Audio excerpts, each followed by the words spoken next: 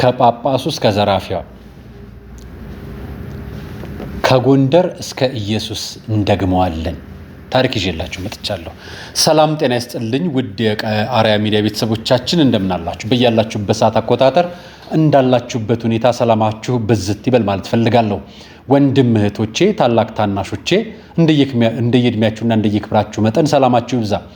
ታሞ የተኙ፣ በሆስፒታል ያሉ፣ በጸበል ስፍራ ያሉ፣ በእስር ቤት የሚገኙ፣ በስደትና በመከራ ውስጥ የሚገኙ፣ በችግር በስቃይ ውስጥ የሚገኙ ወገኖቻችን እግዚአብሔር ያስብልን። መከራ፣ ስቃይ፣ ችግር ሁሉ የሚደርስባቸው ወገኖቻችን እግዚአብሔር ያስብልን። እመቤታችን ቅዱሳን ድንግል ማርያም፣ ቅዱሳን መላእክት፣ ነቢያት፣ ሐዋርያት፣ ጻድቃን፣ ሰማዕታት ይራዱን፣ ከክፉ ነገር በሙሉ ያርቁን። ዛሬ እግዚአብሔር አብ ነው አይደለም? እንኳን ለእግዚአብሔር አብና ለቅዱስ ሩፋኤል ወርሃዊ በዓል አደረሳችሁ። እንኳን አደረሳችሁ። ፕሮግራሞችን ይዤላችሁ የመጣሁት የመጀመሪያው መረጃ የማደርገው ትግራይ ነው ይዣችሁ የምሄደው። ትግራይ በጣም አስቸኳይ ጉዳይ ጥሪ ተላልፏል። ስለዚህ ብዙዎች ምን እያደረጉ ነው፣ ምን እየተከናወነ ነው፣ ምን እየሆነ ነው የሚለውን ነገር ማስረጃ አቀርብላችኋለሁ። ከዛ በተጨማሪ ደግሞ አደገኛ ውንብድናዎቹን በተመለከተ ከጳጳሱ እስከ እስር ቤቱ ድረስ አመጣላችኋለሁ። ከጳጳስ እስከ እስር ቤት የመጣው ጉዳይ በሚሊዮን ብሮች የሚንቀሳቀስበት ጉዳይ ነው። አጀንዳው ፊት ለፊት ያለ ነው። ስለሱ መረጃ አቅርቤ የማቀርብላችሁ ይሆናል። ይሄ ጉዳይ የአማራ ክልል ፖሊስን፣ የኦሮሚያ ክልል ፖሊስ ኮሚሽንን እንዲሁም የፌዴራል ፖሊስንና መከላከያን ጭምር የሚያያይዝ መረጃ ያለው መረጃ ነው። ከጳጳሱ እስከ እስር ቤት ማለት ነው። እዚህ ውስጥ ፌዴራል ፖሊስ አለ፣ የአዲስ አበባ ፖሊስ አለ፣ መከላከያ አለ፣ የኦሮሚያ ፖሊስ አለ፣ እንዲሁም የአማራ ክልል ፖሊስ አለ። እሱን ከነ መረጃ ከነ ማስረጃው አቀርብላችኋለሁ። ሌላኛው መረጃ ደግሞ ጎንደር ለኢየሱስ የሚለው ፕሮጀክት ሁለተኛው ዙር እየመጣላችሁ ነው። ስለዚህ ጎንደርና ኢየሱስን በተመለከተ ከዚህ በፊት መጥቻለሁ፣ ድጋሚ መጣላችኋለሁ የሚል ማስረጃ በመረጃ ጨምር ያቀርብላችኋለሁ። እሱን ከመረጃ ጋር አያይዤላችሁ ማቀርብ ይሆናል። አርአያ መካሻ ነኝ። ይህ የአርአያ ሚዲያ ነው። ይሄ ሚዲያ ኢትዮጵያዊነትንና ኦርቶዶክሳዊነትን መሰረት አድርጎ ፕሮግራም የሚሰራ ነው። ስለ አንድነት፣ ስለ ህብረት፣ ስለ ኢትዮጵያዊነት፣ ስለ መከባበርና ስለ አብሮነት መኖርን ጭምር በጋራ የምናነሳበት ነው። የሀገራችን ወግ፣ ባህል፣ እሴትና ህግን የጣሱ ጉዳዮችን ከእምነትም ጭምር አንጻር በአደባባይ የምንሞግትበት፣ ሂስና ትችት የምንሰጥበት ነው። ይሄ የኔ እይታን የማቀርብበት ነው። አብራችሁኝ ስትቆዩ ሁሉንም መረጃዎች ከማስረጃ ጋር ትሰሙታላችሁ። ለመረጃው ያህል እነዚህን ካቀረብኩላችሁ ይሄ መረጃ ለብዙዎቹ ኢትዮጵያውያን እንዲደርስ ላይክ እያደረጋችሁ፣ ሰብስክራይብ ያላደረጋችሁ ሰብስክራይብ እያደረጋችሁ፣ እንዲሁም በብዛት እንዲደርስ ደግሞ ለብዙዎች በግሩፖቻችሁ ለሰውም ሼር እያደረጋችሁ መረጃውን አጋሩልኝ። ዛሬ በቤተ ክርስቲያናችንና በህግ በኩል ያለውን ፍጥጫ አብሬ ማሳያችሁ ይሆናል። ከመሸጋገሪያ በኋላ እንገናኛለን። አብራችሁን ቆዩ።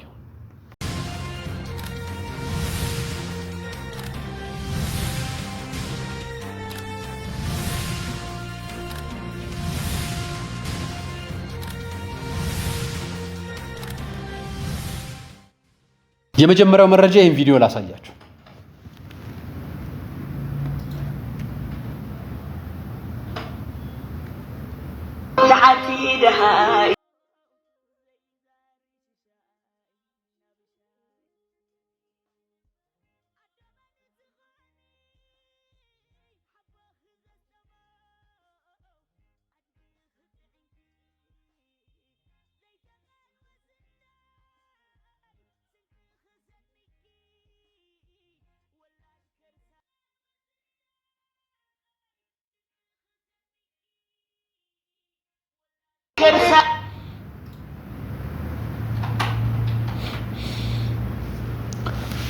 እነኚህ እናቶች ርቧቸው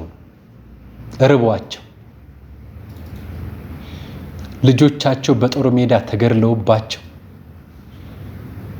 የሚያስተዳድሩት ልጆች ሳይኖራቸው ብቻውን መጠለያ ጣቢያ ያሉ እናቶች ናቸው። ሕጻጽ ይባላል። ከሽሬ ከፍ ብሎ የሚገኝ መጠለያ ስፍራ ነው። በጦርነት ምክንያት ተፈናቅለው የተሰበሰቡበት ስፍራ ነው። እነዚህ የምታያቸው ወጣቶች፣ አብረዋቸው የነበሩ ወጣቶች ስፍራውን የአደባባይ ገመና የገለጡ ናቸው። ከመቀሌ ከአክሱም ተነሳው ሄደው መረጃውን ለህዝብ ለዓለም ይፋ ያደረጉ ወጣቶች ናቸው። እነኚህ የምታያቸው እናቶች፣ የሚያለቅሱት እናቶች ለምነው አያውቁ፣ እጃቸውን ዘርግተው አያውቁ። ድንጋይና አፈር ቧጣው ራሳቸውን ወገናቸውን ይረዱ የነበሩ፣ ሀገራቸውን፣ ክልላቸውን፣ ቤተሰባቸውን፣ ወገናቸውን ይጠቅሙ የነበሩ እናቶች ናቸው። ልጆቻቸውን ቁማር በላባቸው። ቁማር፣ የፖለቲካ ቁማር፣ የሃይማኖት ቁማር በላባቸው። ዛሬ ቀና ብለው መሄድ አይደለም ቆሞ ለመራመድ አቅቷቸው በሰው እየተደገፉ ይቀመጣሉ፣ በሰው ተደግፉ ይነሳሉ። ያገኙዋትን እንጀራ ሻክታባቸው ከመሶባቸው ሳይወርዷት የሻገተችውን እየተካፈሏት ይበላሉ። አብረን እንሙት አብረን እንኖራለን ብለው 5.2 ሚሊዮን ህዝብ ተፈናቃይ ነው ኢትዮጵያ ውስጥ ያለው። አሁን በመጠለያ ጣቢያ ብቻ የሚገኝ ኢትዮጵያ የሆነው ኢትዮጵያ ውስጥ የተፈናቀለ። እነዚህ እናቶቻችን ትግራይ ውስጥ አቤት ይላሉ፣ ድረሱልን ረሃብ ገደለን ይላሉ። ከጥይት ተርፈው በረሃብ ሊሞቱ ነው። እነዚህ ልጆች ሊደርሱላቸው ይሄ ማሳያችሁ ቪዲዮዎች ወጣቶች ተነስተው ሄደዋል። ይዋቸው ይህንን ቪዲዮ ሁላችሁም ተመልክታችኋል። በእነዚህ ቅን ሐሳቢዎች የተነሳ የአካባቢያቸውን ማህበረሰብ የተቸገሩትን የተራቡትን በማህበራዊ ሚዲያ ካጋሩ በኋላ የሁላችንም ልብ ተነክቷል። ዛሬ ከአዲስ አበባ በሌሊት ተነስተን ሽሬ ከሽሬ ደግሞ 30 ኪሎ ሜትር ርቀት ላይ የምትገኘውን ሕጸጽ ከተማ ያሉ እናትና አባቶቻችንን ልንጠይቅ እኛም ዝግጅታችንን ጨርሰን በሽሬ ከተማ እንገኛለን። የሚያስፈልጋቸውን ድጋፍ ከነሱ በሰማነው መሰረት አሟልተን ወደ ቦታው እየሄድን ነው። ከቦታው ላይ ያሉትን ነገሮች ለእናንተ እናካፍላለን። ኑ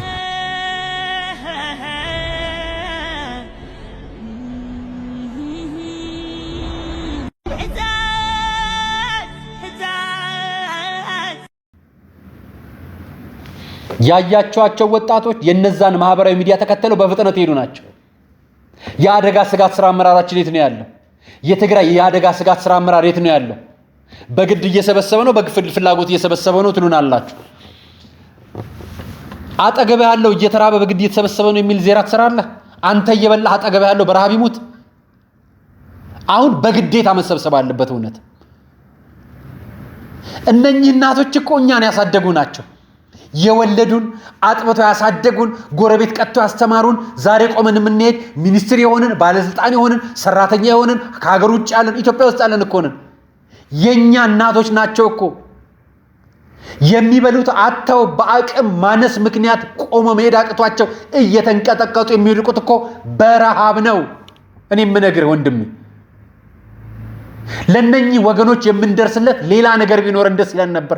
የግል አካውንት ኖሯቸው ሰው እንደዛ እንዲያስተባብር ብናደርግ ደስ ይለን ነበር።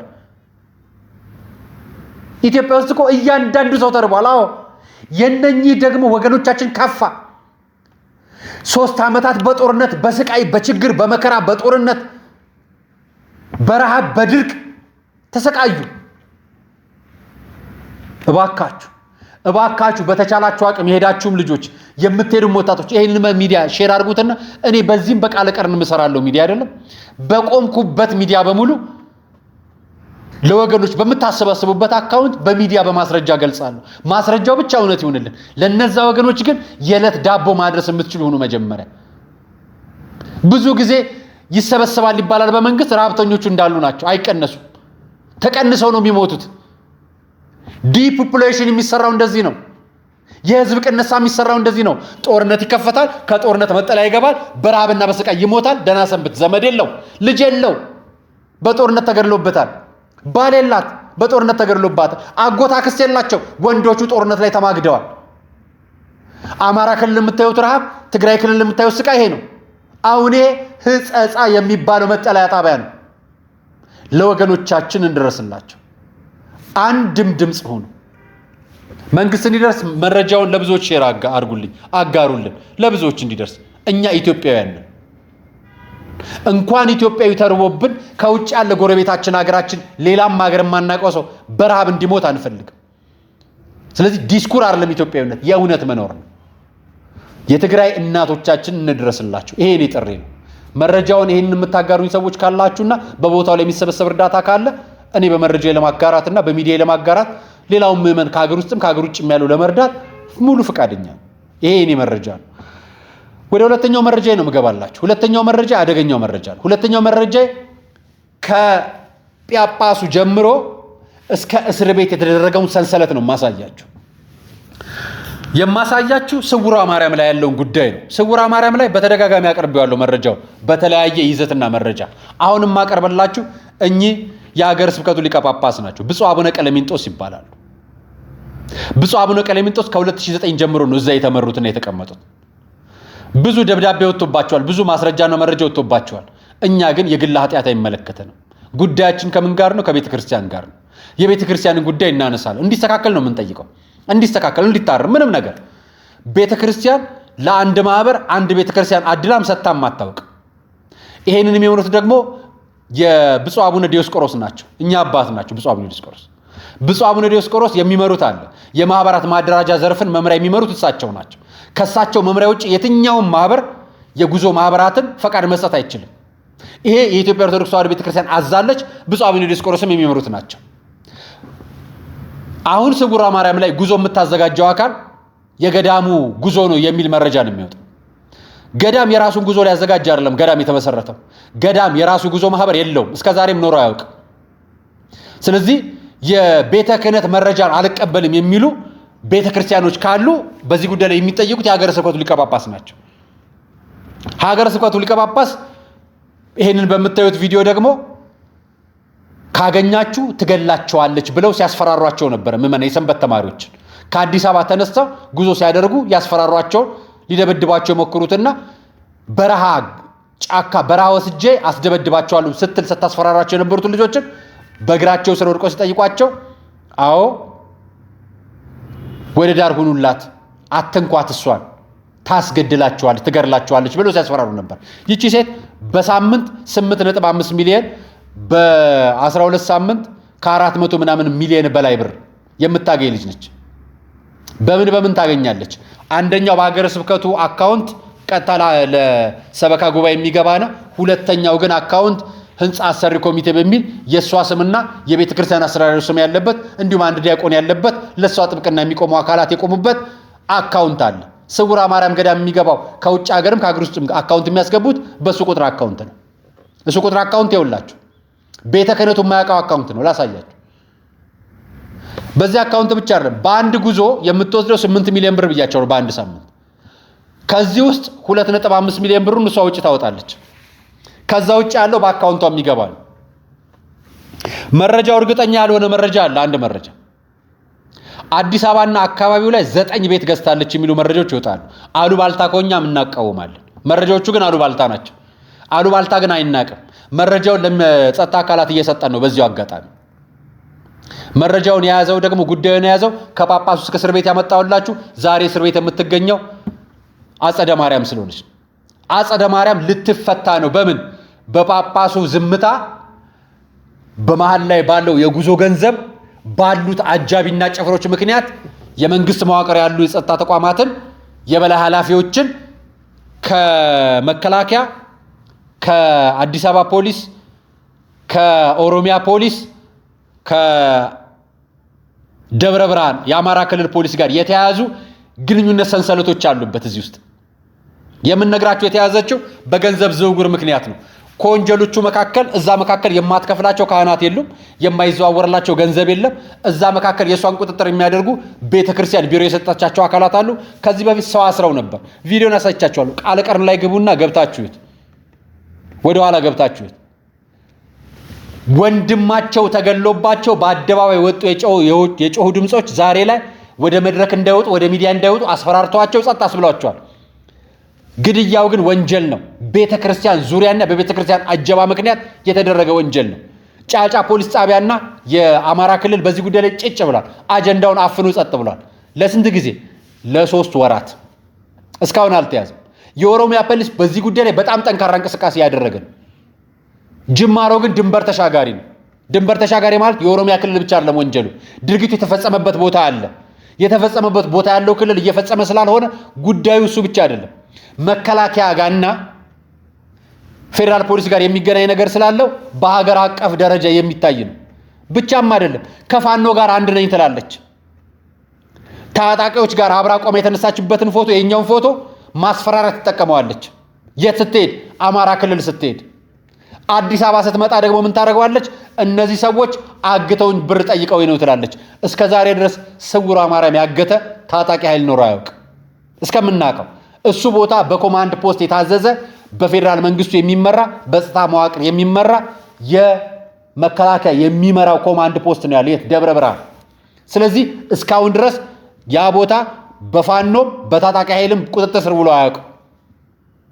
በግሉ ኃይል ያገኘቻቸው አካላት ይኖራሉ። እሱን መንግስት ያጣራ። እኛ አንገባም እዚህ ውስጥ። ለዚህ ነው ጳጳሱ ከእስር ቤት እስከ ፋኖና እስከ መከላከያ እስከ ኦሮሚያ ፖሊስ ገብተው ይች ልጅ እንድትፈታ ለማድረግ ጥረት እያደረጉ ነው። እኛ በአደባባይ ነው የምንነግራችሁ። ውሸት ከመሰላችሁ እንደው እንዲህ አይነት ነገር የለም ካላችሁ በአጠቃላይ ቦታው ላይ ስለሚደረገው ውንብድና በስልክ መረጃ የሰጡትን አካላትን አንዳንዶቹን ያሰማችሁ፣ ሌሎቹን ቃል ቀር ላይ ገብታችሁ ስሙ። ይሄኛውን ሌላ ቦታ አታገኙትም። ደውለው ምን እንደተደረጉ በጥይት ሊገደሉ እንደሆነ በጥይት ሊገላቸው እንደሆነ በአደባባይ መሰክሩበት ነው። ድምፁን ስሙት። የሄድኩኝ ጥቅምት 29 ነው። እሺ 3 ቀን ቆይቼ መጣሁ። እሺ ቅዳሜ ለእሑድ ያው የጽጌ መጨረሻ ስለነበረ ተፈጸመ ነበረ እና አንድ ቀን 3 ቀን ላድርግ ብዬ እሑድ ለሰኞ አደርኩ ማለት ነው። እሺ ከዛ ምንድነው ያደረኩኝ ሌላ ቦታ ከማደር ቤተክርስቲያን ባድር ይሻላል ብዬ እዛው ታዛ ላይ ለአንድ ቀን አደርኩ ማለት ነው። እዛው እሑድ ለሰኞ ማለት ነው። እዛው ቤተክርስቲያን ግቢ ውስጥ ማለት ነው። እዛው ቤተክርስቲያን ውስጥ ማለት ነው። እሺ ከዛ ልክ ኦልሞስት እኩለ ሌሊት ሲሆን ሰው ተኝቷል። የሆነ መንፈስ ያደረባት ሴት ትመስለኛለች፣ ትችላለች። ብቻ ሌላው ሁሉ ተኝቷል። ስቀና ስል በዛነ ጊዜ መብራት በርቷል። በጣም እኩለ ሌሊት ነው፣ ጸጥ ብሏል ከሴትዮዋ በስተቀር። ይሄ ለጸሎት ይሆነኛል ብዬ በቃ ብድግ ብዬ ነው ወደ ቤተክርስቲያኑ ሄድኩት ማለት ነው። ወደ ቤተክርስቲያኑ ሄድኩኝ። ቤተክርስቲያኑ ጋር ሄጄ ፍላጎት በቃ ሰው ባልተነሳበት ሰዓት ጸሎት ልጸልይ ጥሩ ሰዓት ነው ብዬ ነበረ። እሺ ከዛ ከየት መጣ ሳልለው ጥበቃ ይመስለኛል እንግዲህ አለባበሱን ምናምን ሳይ ቡትስ ለብሷል። እሺ የሆነ እንትን ነገር ሹራብ ጭንቅላቱ ላይ አድርጓል።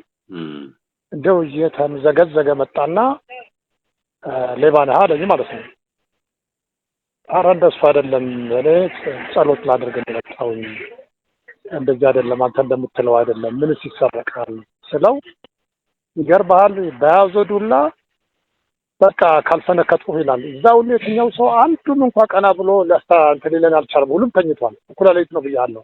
እሺ መጨረሻ ላይ ኧረ እባክህ ብዬ በምል ብገዘት እንዲ አለኝ። እኔ አንቺ ወላዲተ አምላክ አንቺን አምኜ እዚሁ እንግዲህ የምደበደብ ከሆነ አንቺ ታውቂያለሽ ብዬ እኔ ከዛ የምጨነቀው የትኛውን አካሌን ሴንሲቲቭ የሆነ አካልን ይጎዳኛል በሚል ብቻ ነው እና ግራ ተጋባሁኝ። ከዛ አንድ ሰው እዛ ጋር ያለ ሰው እንዲህ እንደማየት አለና እሱም ሳይገላገለ ዝም ብሎ ራሱን እንቅልፍ ይዞታል መሰል ተኛ እልሃለሁ። እሺ መጨረሻ በዛ እኩለ ሌሊት ላይ እኔና ሰውየው ነው ያለውን። እኔ አንድ ተጠራጠርኩኝ። ምናልባት መንፈስ ያደረበት ሰው ነው ወይስ ጥበቃ ነው ተጠራጠርኩኝ። ዘራፍ ያላለው ነገር የለም ይቃጣል። እሷ ወላዲተ አምላክ ግን አደነችኝ። እንደው በቃ ሊያሳርፍልብኝ አልቻለም ማለት ነው። ከዛ በኋላ ምንድነው እንደዚህ ስንል አንድ ሰው ተነስቶ ሊገላገለን አልቻለም። አንተ ሌባ ይሄን ልትሰርቅ ነው የመጣኸው እንደዚህ እያልክ አለና እንደውም አንተን ጥሩ የሚሆነው መሳሪያ አምጥቼ በገልህ ነው የሚል ነገር ውስጥ ገባ ማለት ነው። ጥበቃው ነው እንደዛ የሚለው ጥበቃው ማለት ነው። ከዛ ኧረ ግድ የለህም እንደዚህ የሚያስተኝ ነገር የለም፣ እኔ ለጸሎት ነው የመጽሐፍ ነው ያዝኩት ምናምን ስል ሌላው የሚገላገል የለም። በቃ ተገላገለ። አንዴ ያገበቃ አገኘኝ ስል አሁን ደግሞ እንደው እጁን ያዝታ ያደርግልኛል እግዚአብሔር ወላዲተ አምላክ። መጨረሻ ላይ እንዲህ ስንከራከር እንደው ስለምን እከራከራለሁ ለምን መሳሪያ አምጥቼ አልገልህም ብሎ ሄደ መሳሪያ ለመጣ ማለት ነው።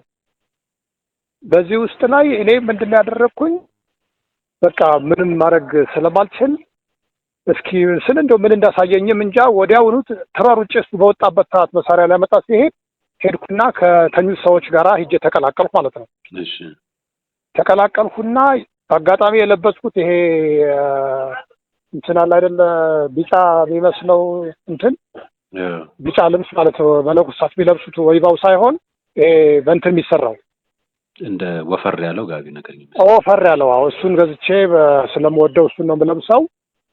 እንግዲህ እድሜ ኦልሞስት ወደ 60 የምጠጋ ሰው ነኝ። እንደዚህ እሱ እንደሚለውም ለሌብነትም ባል አይደለሁም።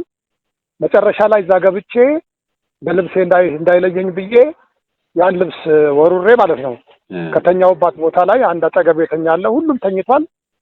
እዛ ተኛው እልሃለሁ።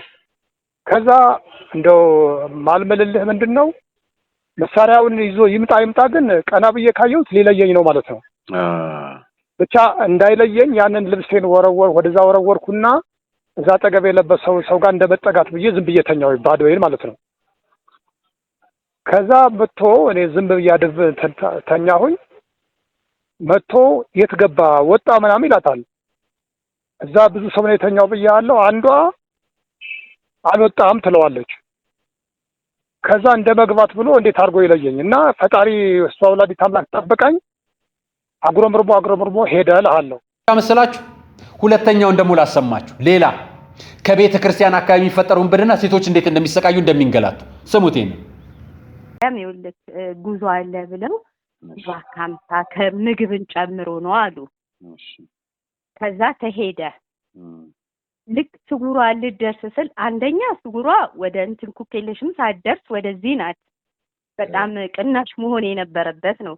በጣም ጻድቃኔ እንኳን ሩቆና እንደ አይደለም ዋጋዋ። ከዛ ልክ ስጉሯ ልደርስ ስትል ይሄ ምግብ መብያ ነው ትኬት ብለው ይሰጡሃል። ከዛ እዛ ውስጥ ገብተክ ያንን ምግብ ልበላ ስትል የገዳሙ ነው 450 ለምግብ ትከፍላለህ። ምን 4 ብር ከ50 ነው 450 450 ብር ትከፍላለህ ለምግብ ማለት ነው። ግን እኛ ልጅቷ ጉዞን የምታዘጋጀው ከነምሳ ነው 750 ያለችን። 750 ጉዞ ከነምሳ 750 ብር ከነምሳው ነው ያለችን። ከዛን 450 ለምሳ ስታወጡ ከዛ ደግሞ ከዛ ደግሞ ይኸውልህ እዚህ ሀገር ማለት ነው እቺ ትንሿ ስል 10 ብር ናት። እቺ ትንሿ ስል 10 ብር ናት። እዛ 25 ብር ናት።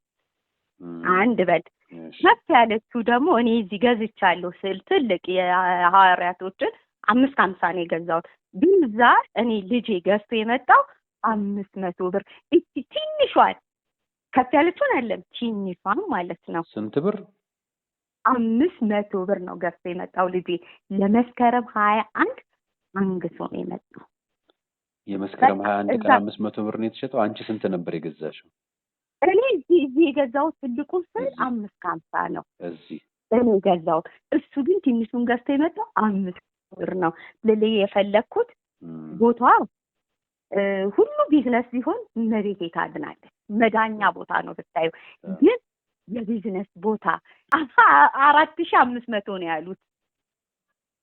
አንገት ላይ የሚደረገው ስካርፕ እንትንም ሄጄ አይቼዋለሁ፣ ዙቃላም አይቼዋለሁ። ግን ዋጋውን እዛ እኔ ዙቃላ አልጠየቅኩትም ማለት ነው። በቃ አልኩ ስዕሉ አልኩ እቺ በቦርሳችን ያዟት የምትባለው ማለት ነው 25 ብር ናት አልኩ እኮ 25 ብር ናት አልኩ። በቃ እዛ ቦታው አልኩ የቢዝነስ ቦታ በቃ ሸንኮራ አልኩ እኮ ሸንኮራ ነው የገዳሙ ነው ተብሎ በውድ ዋጋ ነው የምትገዛው።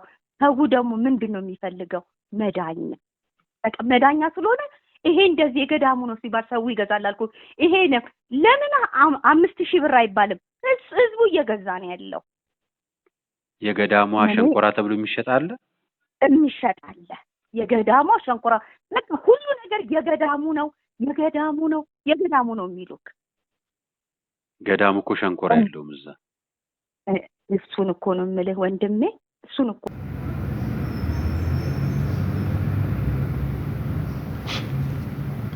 እነዚህ ዝርፊያ ውንብድናዎች ከዚህኛው መረጃ ጋር ላይ ያይዘላችሁ ሙሉን ስሙት ይሄን መረጃ።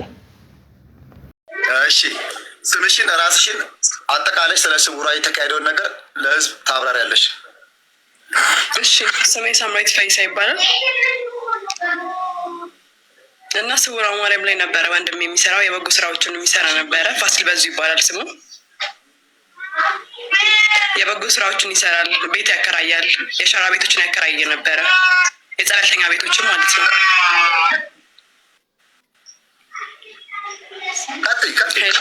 ይሰማል? እሺ። እና እየሰራ እያለ ቆርቆሮ ቤት ሰራ። ድጋሚ ከጎኑ ገዛና ቆርቆሮ ቤት ሌላ ሰራ። ከሄደ በ2 ወሩ ማለት ነው። አይታይ ፊትሽ ትንሽ ወደ አጠቃላይ ትንሽ ፊትሽ ወደ አላ ትንሽ ወደ አላ ትንሽ በጣም ማለት ታፕ ሼር ኮፕሊንግ ጋር አትስሙ ዝም ብላችሁ እና እየሰራ ነበረ። ቆርቆሮ በሰራ በሁለተኛ ቤቱን ቆርቆሮ በሰራ በ3 ቀን ነው ይዘውት የወሰዱት ማለት ነው። እና የሚገርምክ ሲወስዱ ተወልደ ነበር መጀመሪያ የወሰደው ተወልደ የሚባለው ማለት ነው። ከዛ ወስዶት በምን ኬዝ እንደሆነ ባናውቅም እዛ ወስዶት አሳድረውት ከዛ በማግስቱ በቀኑ በ9 ሰዓት ላይ ተረባርበው እየቀጠቀጡ ነው የወሰዱት። ወዴት ይሰዱት የምናውቀው ነገር የለም።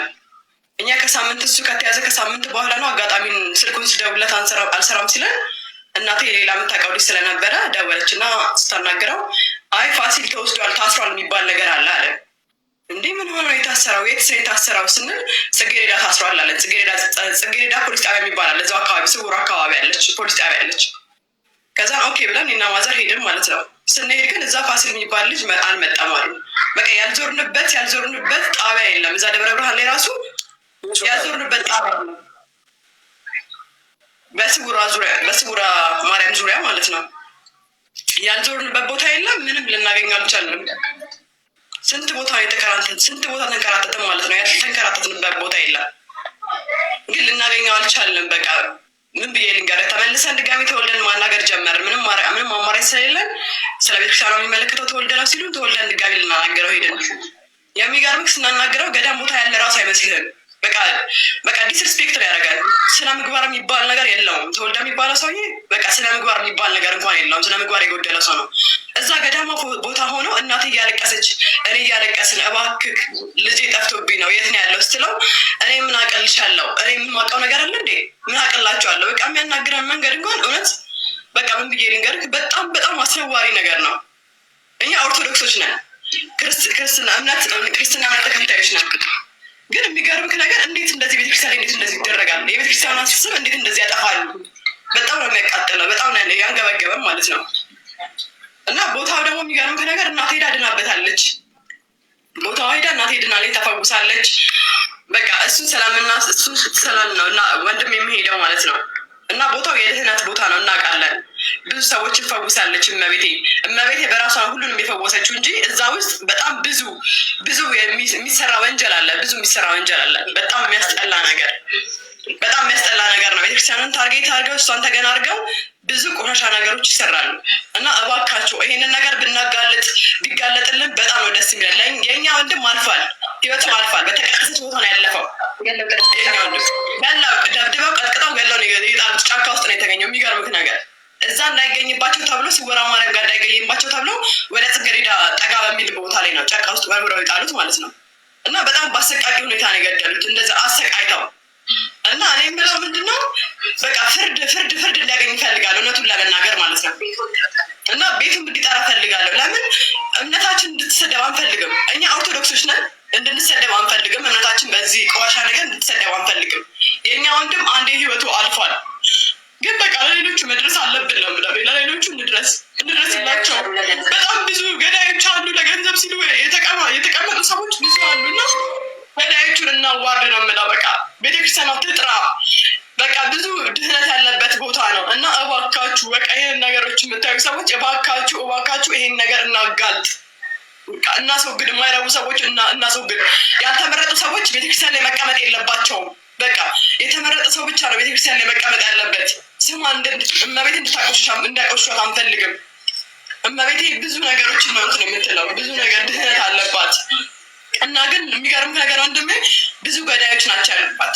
ኢቨን ተሆና ይዛው ቢያንስ በአንድ 15 ቀን ቆይቼ ያለው በወንድሜ ፍለጋ ላይ ማለት ነው። ሲቆይ እንኳን ያሉት ሰዎች ራሱ በጣም የሚያስጠሉ ሰዎች አሉ። በቃ የሚያወሩት መንገድ ደስ አይልም። በቃ ትትና የላቸውም። እንደ ገዳም ቦታኛ የምናውቀው እኮ ትትና አለ። ተሆና ቤተክርስቲያን እንኳን ስንሄድ እኮ ክፉ ቃል መነጋገር የለብንም፣ ክፉ ነገር መነጋገር የለብንም። ግን አሁን ሁሉም ነገር ተበላሽቷል፣ እንደ ድሮ አይደለም። ሃይማኖቱ ቦታ የሚሰራ ነገር ደስ አይልም። በቃ በጣም የሚያስጠላ አስነዋሪና አስቀያሚ ነገር ነው የሚደረገው። እምነታችን እንዲጠሉት ነው፣ በቃ እምነታችን እንድንጠላው ነው ያደረጉት። እውነቱን ለመናገር እግዚአብሔርን ነው የምልህ። እና በጣም ነው የሚያስጠላው። እኔ ወንድሜ ስውራ ማርያም ተገድሏል ማለት ራሱ በጣም ነው የሚከብደኝ። ለምን የእመቤቴን ስም ማጠፋ ያህል ነው የሚሰማኝ፣ እውነቱን ስነግርህ ማለት ነው። እስካሁን ዝም ያለው እኛ ሚዲያ ላይ ያልቀረብነው እስካሁን ድረስ በቃ የእመቤቴን ስም እናጠፋ ስለመሰለን ነው። ወንድሟ የተገደለባት ሴት ልጅ ነች የምትናገረው። እናቷ አለች፣ ምን አለች? ማስረጃውን በተለያየ መረጃ ላይ ቀርበናል። አሁን ጉዳያችን እኛ ቤተክርስቲያን ውስጥ የተሰገሰገውን አካል ቅዱስ ሲኖዶስ ይፈታዋል ብለን እናምናለን። ቅዱስ ሲኖዶስ አባቶች ደግሞ በግል የፈለገ ነገር ሊኖርባችሁ ይችላል። እኛ ግን በቤተ ክርስቲያን መዋቅር እናንተ እንደማትደራደሩት ሁሉ እኛም አንደራደርም። ቤተ ክርስቲያን የዘራፊዎች ዋሻ ሆናለች። ዘራፊዎቹ ጳጳሶቹን ገዝተዋቸዋል። ዘራፊዎቹ የቤተ ክርስቲያን ምዕመናንን በመሳሪያ እያስፈራሯቸው ነው። ድምፅ መረጃውን ሰምታችኋል። ግድያውን ሰምታችኋል። ሴቶችን ሰምታችኋል። የ60 ዓመት 5 ዓመት አዛውንት በአደባባይ ጸሎት ሲሄዱ ጸሎት መሄድ አይቻልም። ጸሎት የሚሄድ ሰው በጥይት ይገደላል። እዛ ይኸው በአደባባይ የሰማችሁት ማስረጃ። እኚህ አባት የተናገሩትን መረጃ ነው ያቀረብንላችሁ። ሌላኛው ማስረጃ እናሳያችኋለን። ቀጣይ እንቀርባለን። ነገ በአደባባይ ፍርድ ቤት ይቀርባል ይህ ጉዳይ። እኛ የምንጠይቀው ምን መሰላችሁ? 100 ሚሊዮን ብር ተበጅቷል እሷን ለማስፈታት። ክሱ ደግሞ የመጣው ኦሮሚያዎች ሊያስፈቱ ገንዘብ እየጠየቁን ነው የሚል ነው። ኦሮሚያ ፖሊስ ኮሚሽን፣ የኦሮሚያ ኢንተለጀንስ፣ የፌዴራል ፖሊስ፣ የመከላከያ ኢንተለጀንስ፣ ኢንሳ፣ የአማራ ክልል ፖሊስ በዚህ ጉዳይ ላይ እጃችሁ ስላለበት እንድታስገቡ እንጠይቃችኋለን።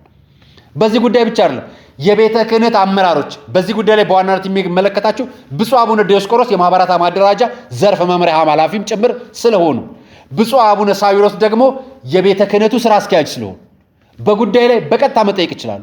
መረጃ በማስረጃ ነው የምናቀርብላችሁ። አራያ ላይ ገቡና ቃልቀር ላይ ገቡና ይሉት ከፈለጋችሁ ምን እንደሚል ልንገራችሁ። እዛ ሀገር ላለ ለዚህ ጥብቅና ለሚቆም ምስክርነት ለሚቆም አካል ከካናዳ የማዕረግ ሹመት ተሰጥቶታል።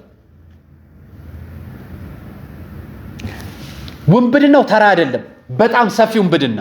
ሀገር ውስጥ ብቻ ሳይሆን ከሀገር ውጭም የሚገናኝ መረጃ አለ። ይሄን እንኳን እዚህ አንገልጸው። እሱን ጉዳይ ወደፊት የምናቀርብላችሁ ይሆናል። አሁን መረጃውን የሚመለከታቸው አካላት እንዲያዩ ስለሆነ ለእናንተ ሰጥተናል።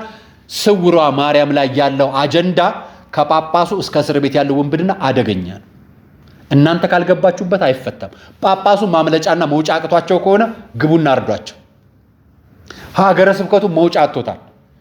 ያልጨረሱት ህንፃ ካላቸውም ጠይቋቸው። እናንተ እኔ አላቅም፣ እንግዲህ እናንተ ጠይቋቸው። የጀመሩት የቢዝነስ ካርታም ካለ እናንተ ጠይቋቸው። አካውንታቸው መመርመር የእናንተ ኃላፊነት ነው፣ መብታችሁ ነው። የዘመድም የጎረቤትም የሚስትም የጓደኛም መመርመር ስልጣን አላችሁ። ጉዳዩ ግን እንዲመረመር መጠየቅ ትችላላችሁ።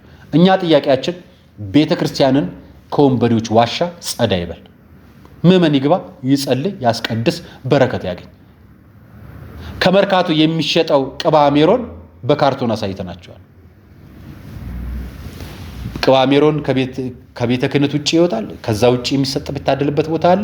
አሁን መርካቶ ሙስጠፋና ፓስተር እንትና እያደሉላችሁ ነው፣ እየሸጡላችሁ። ጉዞ ማህበራት የሚዘጋጁት መካከል አብዛኞቹ ሙስሊሞች እንደሆኑ የልጅቷን ድምፅ ሰምታችኋል። እንግዲህ የምታዩት ይሆናል። ቀጣይ የእናንተን ውሳኔ እንጠብቃለን። ፍርድ ቤት የምትቀርብበት ጉዳይ ነገ ነው። እየሰማን ነው፣ እናውቀዋለን።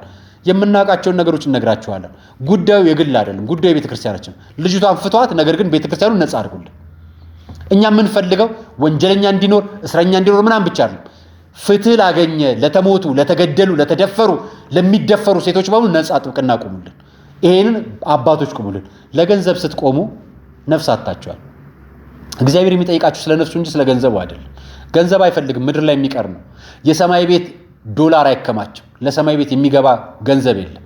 ስለዚህ ስለሱ አትሟገቱ ልላችሁ ፈልጌ ነው። የመጨረሻ ማቀርብላችሁ ጎንደርን ለኢየሱስ ነው። ጎንደር ለኢየሱስ በድጋሚ እመጣላችኋለሁ ብሏቸዋል። አልቀርም። የማልቀርበት ምክንያት ደግሞ ጎንደር የጀመርኩት ትግል የኢየሱስ ትግል ነው። ኢየሱስ የላከኝን ወንጌል ላስተምር ነው የመጣሁት ብሏቸዋል።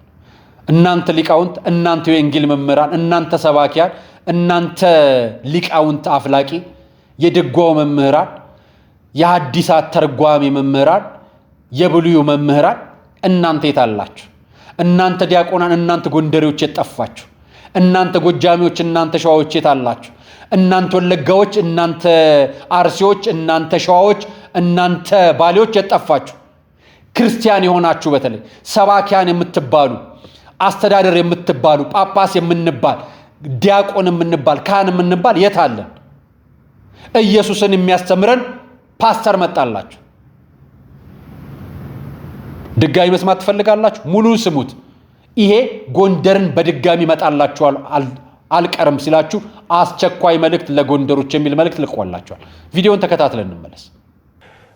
በእግዚአብሔር ጸጋና እርዳታ ባለፉት ጊዜያት ላይ በህዳር 26፣ 27፣ 28 በጎንደር ሙሉ ወንጌል ቅጥር ግቢ ውስጥ ታላቅ የሆነ የወንጌል ፕሮግራም የወንጌል ኮንፈረንስ ተዘጋጅቶ ነበር። በእነዚህ ጊዜያት ላይ እግዚአብሔር በጸጋውና በምሕረቱ በኃይሉ ረድቶን በርካቶች ከጨለማ ወደሚደነቅ ብርሃን መጥተዋል። ብዙዎችም የታሰሩ ሰዎች ነፃ ወጥተዋል። እንደገናም የታመሙ ሰዎች ተፈውሰዋል። ክብር ሁሉ ለኢየሱስ ይሆንለት። እግዚአብሔር በሰጠን ራእይና ምሪት መሰረት በሰሜን ኢትዮጵያ ላለፉት 6 ዓመታት በአላማጣ፣ በወሎ ደሴ፣ በባህር ዳር፣ በደብረ ማርቆስ አሁን ደግሞ በጎንደር ኮንፈረንሶችን አካሂደናል። ከዚህም በኋላ ባሉ ጊዜያት ላይ በርካቶች ከበሽታ፣ ከሐዘን፣ ከጨለማ፣ ከዲያብሎስ ስራ ነፃ ይወጡ ዘንድ ይህ ፕሮግራማችን ይቀጥላል። ክብር ለኢየሱስ ይሆንለት። በዚህ ፕሮግራም ላይ እንግዲህ ብዙዎች ነገሮችን ከፖለቲካ ጋርና ከሃይማኖት ጋር ለማገናኘት በብዙ አቅጣጫ አገልግሎቱን ወደማይሆን ነገር እየወሰዱ ሲያገናኙ ነበር። እንግዲህ ይህንን ቪዲዮ በዓለም ዙሪያ ሆናችሁ በተለያየ ሃይማኖት ውስጥ ሆናችሁ የምትከታተሉኝ ወንድሞቼና እህቶቼ አንድ መልእክት ለማስተላለፍ በእናንተ ፊት ቀርብ ያለው እኛ የምንሰብከው የምናገለግለው ጌታችን ኢየሱስ ክርስቶስ የሞተ በሶስተኛውም ቀን ከሙታን የተነሳ የሰው ልጆችን ከጨለማ ወደሚደነቅ ብርሃን የሚያመጣ ብቸኛ አዳኝና ለነፍስም ለስጋም ፈውስ የሆነ አምላክ ነው። ክብር ለኢየሱስ ይሁንለት። ልንሰብክ የመጣ ነው የክርስቶስን ወንጌል ነው። የሰበክነውም የክርስቶስን ወንጌል ነው። እስከ መጨረሻ የምንሰብከው የኢየሱስን ወንጌል ነው። ይህንን ወንጌል እስከ ሞታችን ቀን ድረስ ወይ ጌታ እስከሚመጣ ቀን ድረስ በሁሉ አቅጣጫ በሰሜን፣ በደቡብ፣ በምስራቅ፣ በምዕራብ በዓለም ዙሪያ ሁሉ እንሰብከዋለን። ጳውሎስ ሲናገር እንደዚህ አለ፣ እኛ ግን የተሰቀለውን ክርስቶስን እንሰብካለን። መዳን ያለው ድነት ያለው ፈውስ ያለው በተሰቀለው ክርስቶስ ውስጥ ነው። ይህ ኢየሱስ ለእኛ ሲል የሞተ በሶስተኛው ቀን ከሙታን የተነሳ በአብ ቀኝ ከብሮ ያለ ሐዋርያቶች ወንጌልን እንደሰበኩልን ሐዋርያት ሥራ መጽሐፍ ምዕራፍ 4 ቁጥር 12 ላይ መዳን በሌላ በማንም የለም እንድንበት ዘንድ ከሰማይ በታች የተሰጠ ሌላ ስም የለም። ከሰማይ በታች ሌላ ስም የለም የሚያድን። ጌታ ኢየሱስ ይባረክ። ሐዋርያቶች አባቶቻችን የክርስቶስን ወንጌል ተቀብለው ወንጌልን እዚህ ያደረሱ አባቶቻችን ሲሰብኩ ስለ ኢየሱስ ነው የሰበኩት። ሲናገሩ ስለ ኢየሱስ ነው የተናገሩት። በርካቶችም የዳኑት በዚህ ወንጌል ነው። ስለዚህ ለመስበክ የመጣ ነው። ከዚህ በኋላም ለመስበክ የምንሄደው ይህ የኢየሱስን ወንጌል ነው። መዳን ያለው በዚህ ወንጌል ውስጥ ነው። ሃይማኖት አያድንም። የሚያድነው በክርስቶስ ላይ ያለ እምነት ነው። አዎ እምነት ያድናል። የትኛው እምነት ነው የሚያድነው? ክርስቶስ ላይ የተደገፈ ክርስቶስ ላይ የተመሰረተ እምነት ያድናል። ክብር ለኢየሱስ ይሁንለት። ስለዚህ ይህን ቪዲዮ እየተከታተላችሁ ያላችሁ ቅዱሳን አሁንም የክርስቶስ ወንጌል በሁሉ አቅጣጫ በሰሜን፣ በደቡብ፣ በምስራቅ፣ በምዕራብ ይሰራል። ለምድራችን ኢትዮጵያ፣ ኤርትራ እንድትጸልዩ በጌታ ፍቅር ጥሪ ያደርጋለሁ። ከመቼውም ጊዜ በላይ የኢየሱስን ወንጌል የምናሰፋበት የምንሰብክበት ጊዜ አሁን ነው። የኢየሱስ መምጫ እጅግ የተቃረበበት የደረሰበት ጊዜ ስለሆነ የክርስቶስ ቤተሰቦች ይህንን ወንጌል በተለያየ አይነት አቅጣጫ መስበካችንን እንድንቀጥል በጌታ ፍቅር ጥሪ ያደርጋለሁ። በተለያየ ሃይማኖት ውስጥ ያላችሁ ወንድሞቼና እህቶቼ እንወዳችኋለን። እንደገናም ደግሞ ያላችሁበትን ሃይማኖት እናከብራለን። በተጨማሪ ግን በዋናነት ይህንን መልእክት ለእናንተ ላስተላልፍ ፈልጋለሁ። ሰዓቱ በጣም ስለተቃረበ፣ ጊዜው ስለደረሰ፣ የኢየሱስ መምጫ ስለተቃረበ ኢየሱስን ወደ ልባችሁ እንድታስገቡ ኢየሱስን እንድትቀበሉ በጌታ ፍቅር ጥሪ ያደርጋለሁ። በሰሜን ያላችሁ ቅዱሳን፣ በሰሜን ያላችሁ የጌታ ቤተሰቦች ከመቼውም ጊዜ በላይ ወገባችሁን ታጥቃችሁ በጸሎት በክርስቶስ ኢየሱስ ወንጌል እንድትበረቱ ጳውሎስ ኤፌሶን 6:10 ላይ እንደተናገረ በጌታና በኃይሉ ችሎት የበረታችሁ ሁኑ አለ።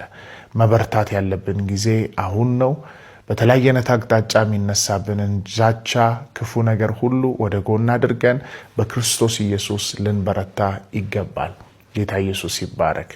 ለዚህ በጎንደር በነበረን ፕሮግራም ላይ የክርስቶስ ወንጌል ብቻ ተሰብኳል። ወደዛ ምድር ስንሄድ የላከን የሰማያዊው መንግስት ነው። ኢየሱስ ክርስቶስ በሰጠን ቃልና በመንፈስ ቅዱስ ምሪት ወደዛ ምድር መተናል። ሙሉ ወጪያችንን በሙሉ በራሳችን ሸፍነን ወደዛ ፕሮግራም መተን ኢየሱስን ወንጌል አገልግለን ተመልሰናል። ስለዚህ ከዚህ በኋላም ባሉ ጊዜያቶች ላይ በሰሜን ኢትዮጵያ ላይ፣ በደቡብ፣ በምስራቅ፣ በምዕራብ ኢትዮጵያ ላይ ይህ ወንጌል በኃይልና በስልጣን ይሰበካል።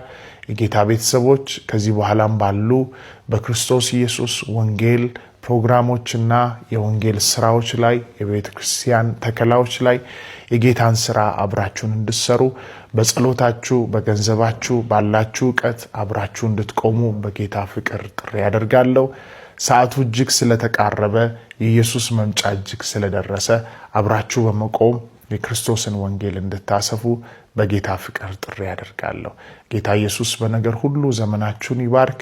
በተለያየ አይነት ምድር ዳርቻና ስፍራ ላይ ሆናችሁ እየተከታተላችሁ ያላችሁ ጌታ ኢየሱስ ይወዳችኋል። ኢየሱስ የነፍስም የስጋም ፈውስ ነው። የነበረኝ ቆይታ ይህንን ይመስላል። አርያ መካሻ ነበር ፕሮግራሙን አዘጋጅቼ ያቀርብኩላችሁ። ሁላችንም ከቤተ ክርስቲያን ጎን ከሀገራችን ጎን እንቆማለን። ሰናይ ቀን